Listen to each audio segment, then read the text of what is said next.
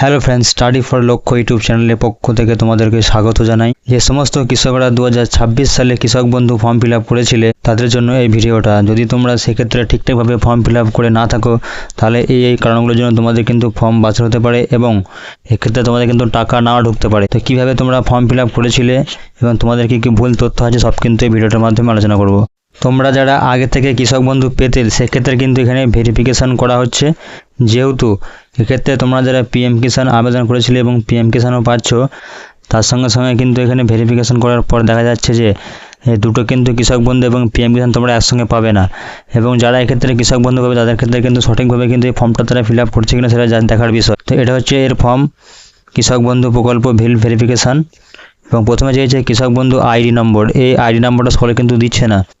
তো এটা হচ্ছে খুবই গুরুত্বপূর্ণ। এই যে আইডিটা আছে কৃষক বন্ধু আইডি, এটা কিন্তু অবশ্যই সকলকে দিতে হবে যারা যারা কৃষক বন্ধু এক্ষেত্রে পাচ্ছে। তা নাহলে কিন্তু এর যে ফর্মটা সেটা কিন্তু প্রথমেই কিন্তু রিজেক্ট হয়ে যাবে। তার সঙ্গে সঙ্গে দিতে হবে এখানে ক্রমিক নম্বর। এটা হয়ে যাওয়ার পর এখানে এক না এক করে তথ্য দিতে হবে, যে A to Z যা যা এখানে চেয়েছে। প্রথমে চেয়েছে এখানে সুবিধাভোগীর নাম, আর তোমার নামে যে রেকর্ড আছে বা ব্যাংক পাসবুক অনুযায়ী তোমার যে নামটা আছে, নেম অফ বেনিফিশিয়ারি, এটা কৃষক বন্ধু রেকর্ড বা ব্যাংক পাসবুকে যা আছে সেটা এখানে তোমাকে লিখতে হবে। এবং ডান দিকে যে বক্সটা দেখতে পাচ্ছ এখানে বলেছে যদি সঠিক হয় যাচাইকরণ করে কর্তৃপক্ষ তাহলে এখানে ঠিক চিহ্ন তাকে এখানে দিতে হবে, অর্থাৎ এইসব জায়গায় ঠিক চিহ্ন দিতে হবে।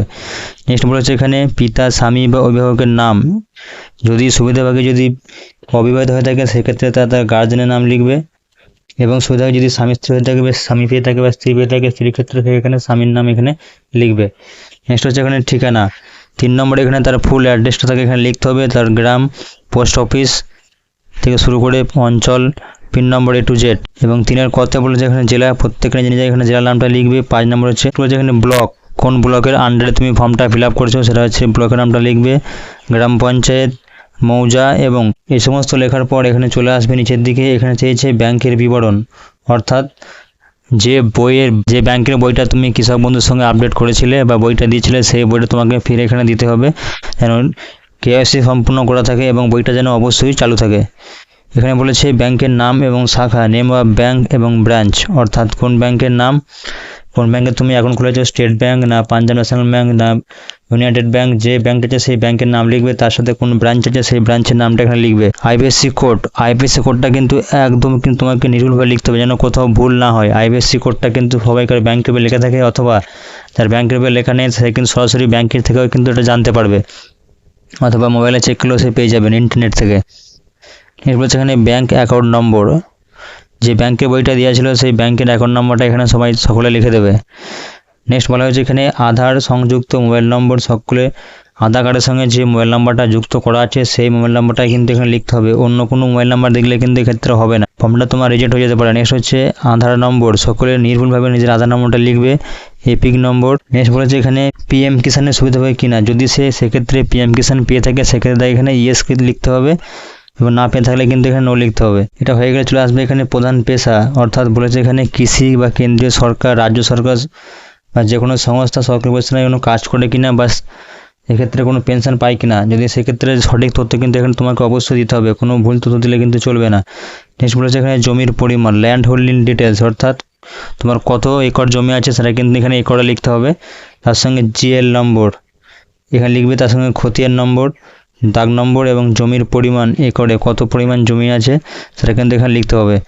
লেখা হয়ে গেলে একটু নিচের দিকে চলে আসবে, এখানে বলেছে খতিয়ানের তারিখ, ডেট অফ ROR, শতলিপি বা খতিয়ানের তারিখ এখানে লিখে দেবে, এবং জমির দখলের ধরন, আর তোমার যে জমিটা আছে সেটা কি আছে, উত্তরাধিকার সূত্রে পেয়েছো না কিনেছো না হস্তান্তর হয়েছে, সব কিন্তু এখানে সঠিকভাবে লিখবে। এবং আয়কর প্রদানকারী কিনা, তুমি কি ইনকাম ট্যাক্স দাও, ইয়েস অথবা নো, এটাও কিন্তু ফিল আপ করতে হবে। অর্থাৎ সমস্তটা ডিটেলস তোমাকে ফিল আপ করতে হবে সঠিকভাবে, তবেই তুমি এক্ষেত্রে টাকাটা পাবে।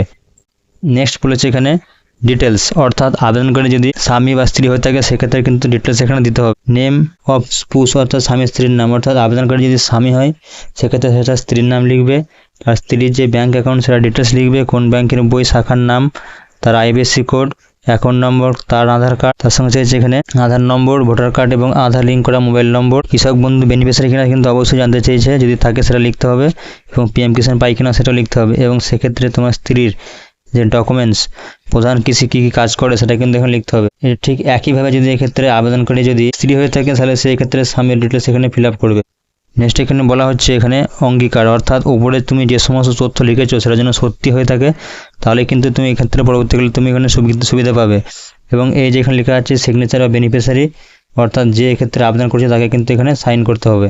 এবং এটা হচ্ছে অফিস ইউজ করবে, এখানে অফিস, এখানেতে প্রাপ্তি স্বীকার, এখানে তোমার নাম লিখে দেবে এবং এখানে সিরিয়াল নম্বর, কৃষক বন্ধু আইডি, তার সঙ্গে এখানে সিগনেচার করা থাকবে যে অফিসারের, এবং তার মোবাইল নম্বর তোমার লেখা থাকবে।